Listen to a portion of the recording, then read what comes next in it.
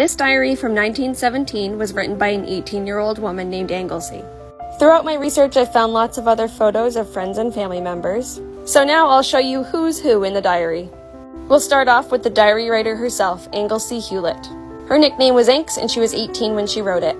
Next up is her mother, Anna, and her father, James Monroe Hewlett. James Monroe was a very accomplished architect, muralist, set designer, and businessman.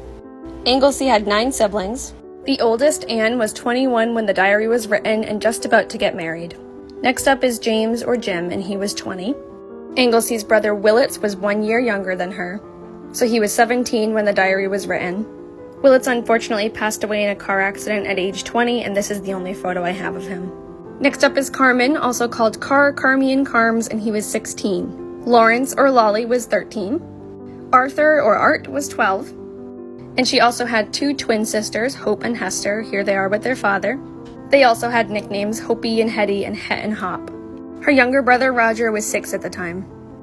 There are also lots of friends that are commonly mentioned in the diary, including the famous Richard Buckminster Fuller, who marries Anne, Tilden Hazard, who is from a prominent family in Rhode Island and New York, Lincoln Pierce, the boy who Anglesey seems to have a crush on, and some of her girlfriends, Lou Callender, Marjorie Beard, who ends up marrying Anglesey's brother Jim, and her friend Josephine, or Jo, who ends up being her maid of honor in her wedding. Speaking of weddings, I do have a photo of Anglesey's future husband, George. He's not mentioned in the diary, but they do get engaged and married in 1922. I'm happy to share more photos if you're interested.